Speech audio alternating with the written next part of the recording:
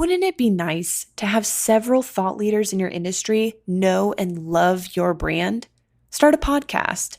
Invite your industry's thought leaders to be guests on your show, and start reaping the benefits of having a network full of industry influencers. Learn more at sweetfishmedia.com. You're listening to B2B Growth, a daily podcast for B2B leaders. We've interviewed names you've probably heard before, like Gary Vaynerchuk and Simon Sinek, but you've probably never heard from the majority of our guests. That's because the bulk of our interviews aren't with professional speakers and authors. Most of our guests are in the trenches leading sales and marketing teams. They're implementing strategy. They're experimenting with tactics. They're building the fastest growing B2B companies in the world. My name is James Carberry. I'm the founder of Sweetfish Media, a podcast agency for B2B brands, and I'm also one of the co-hosts of this show. When we're not interviewing sales and marketing leaders, you'll hear stories from behind the scenes of our own business. We'll share the ups and downs of our journey as we attempt to take over the world. Just kidding. Well, maybe. Let's get into the show.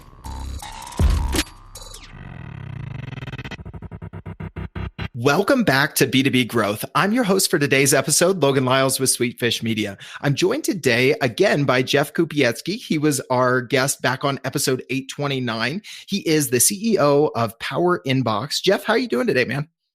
I'm doing great. It's great to be back.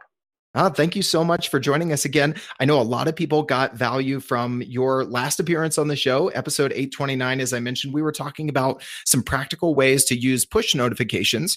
We're going to be talking about a different channel. We're going to be talking about email and specifically ways to build trust with your audience and how to grow your list in email. Before we get into that and some of the findings of the study that you guys recently conducted, for folks who didn't hear your last episode or aren't familiar with you and your team, I would love for you to share a little bit of background on yourself and what you and the team at PowerInbox are up to these days.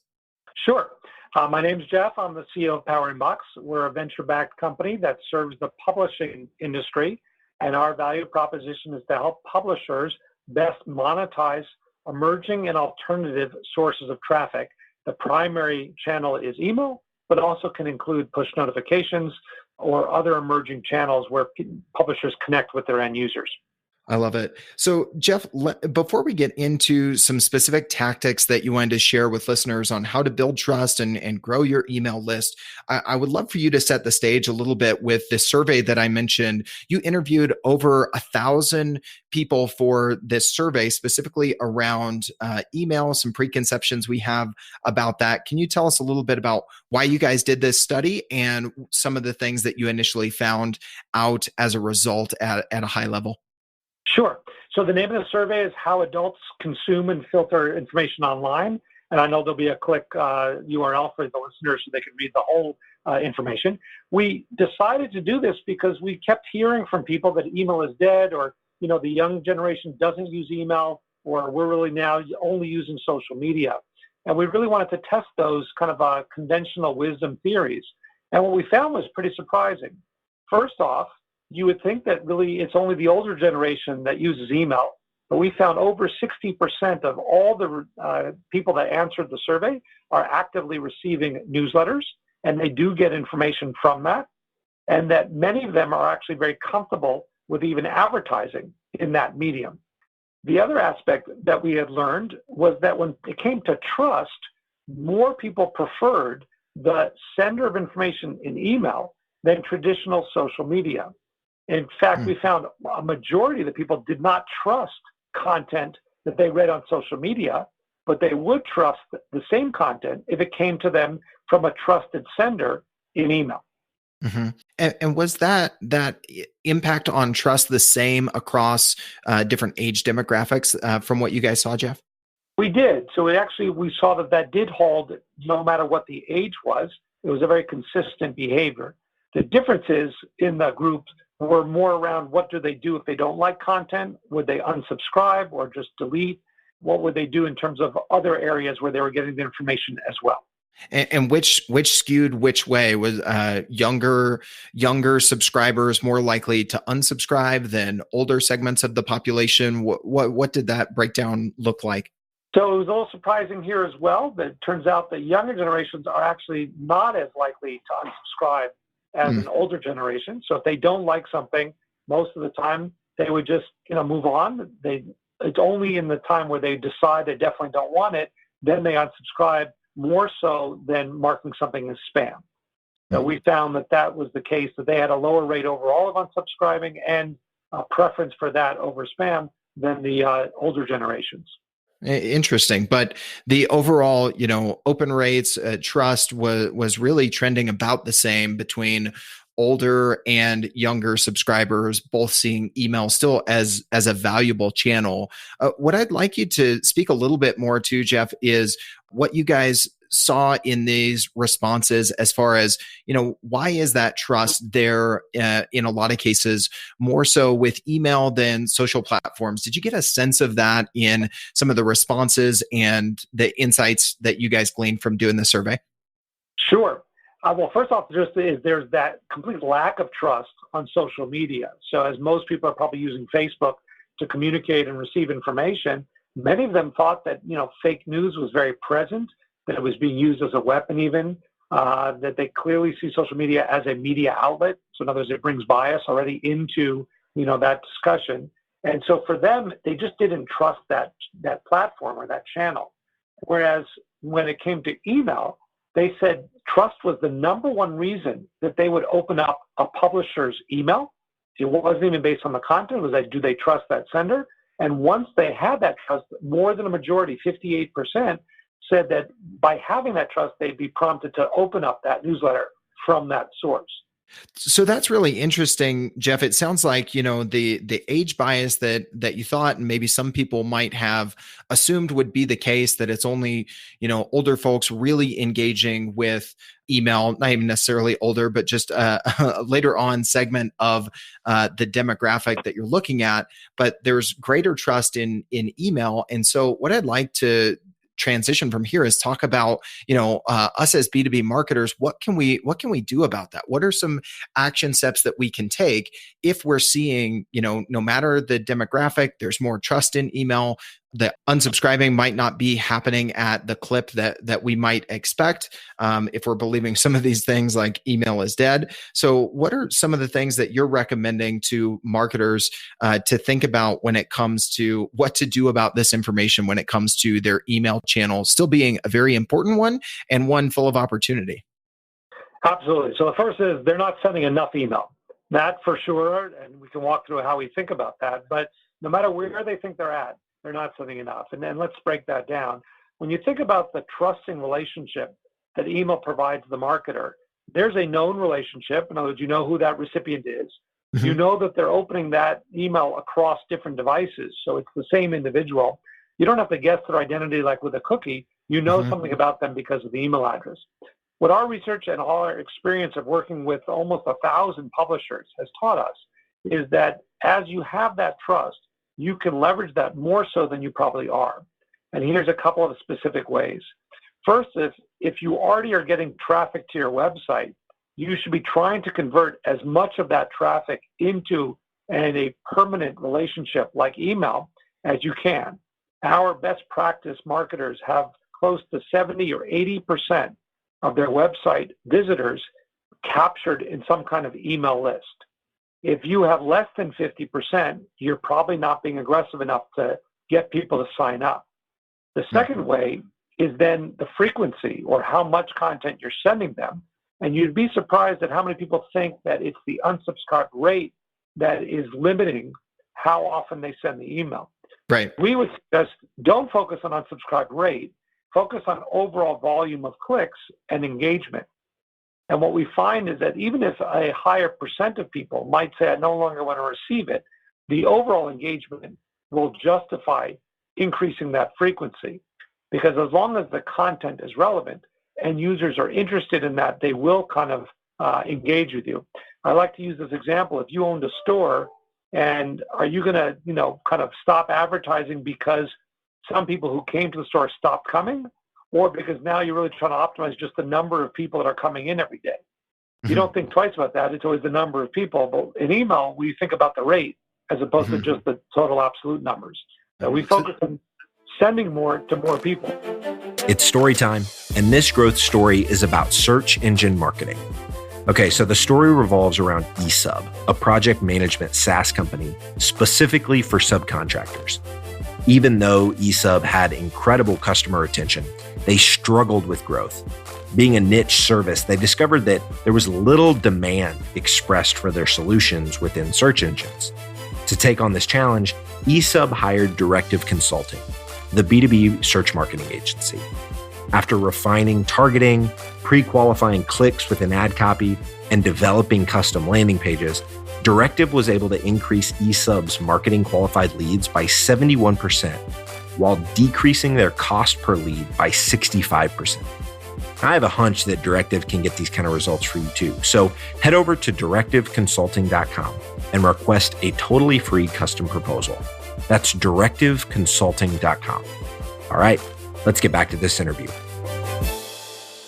Yeah, so that's really interesting. So the first thing that you mentioned there, Jeff, was looking at the percentage of visitors to your site that you're converting to opt-ins, and you're capturing email. What is that benchmark that you recommend to your clients? It should be over 50%. Okay, so if you're not at 50%, then you can probably get a little bit more aggressive with giving folks an opportunity to opt in and to give you their email address for one reason or another. Obviously, lots of ways to do that. And the second is thinking about your frequency as you look at engagement, looking at click-throughs and opens rather than just what is the unsubscribe rate doing, because even if that goes up a little bit, if engagement continues to go up, that should be more the tipping point that you're looking for as far as, are we sending too much email to our list? Correct. Yeah. So we don't look, again, this might be different than what people think. If you're not sending more than one a day, right? If you think that's your limit, you're probably not maximizing the channel. Because for the end user, it's not about the frequency that they receive, it's about the relevance of the content, the relevancy. So if we think about it, if somebody's interested in your content, they're not going to care if they get it 2, 3, 4 times a day if it's relevant. If it's not relevant, even if you send it once a week, they're not going to engage with it. And so we really kind of advise our clients to think about that content itself. And sometimes it's not about the amount, it's just making things shorter and making them more relevant. And then some of our clients, our best practice, are sending close to 4 or 5 times a day to the same users because their content is relevant and they're getting very good engagement because of that.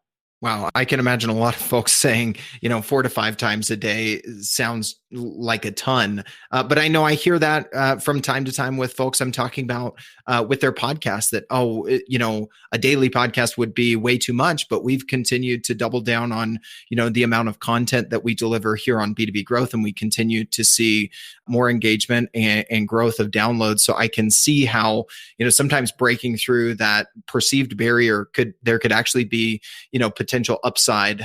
Just trying to draw a comparison there between email and podcasting that I think is really interesting, because that's been, part of regular conversations for me really lately. So you touched on an interesting third thing there, Jeff, and really thinking about the type of content and the relevance. With my journalism background, I can remember the 7 criteria for newsworthiness.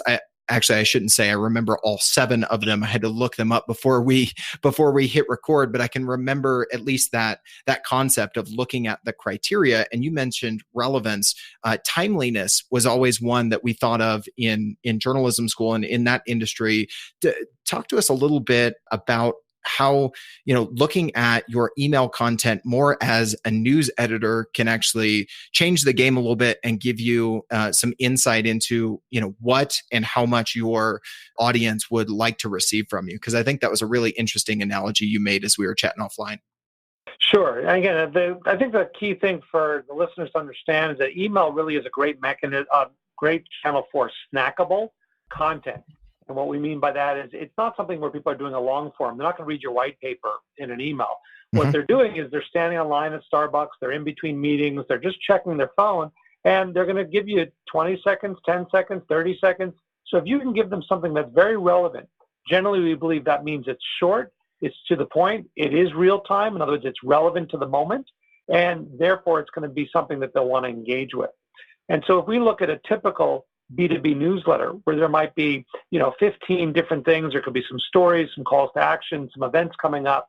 and all of those get kind of combined together, that would be good if you're sitting in a doctor's office and you're reading a long form. But if you really want to get the engagement, think about 2 or 3 pieces of content.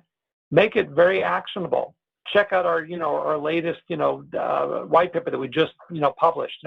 Here's our upcoming webinar. Grab your seat now, and make it something that can be very short, something that people will be interested in. And we find that even if that then increases the frequency, you do kind of match better about how the end users want to engage with that content. Plus, you can then tailor what content you send to different recipients based on their engagement with what you're sending them.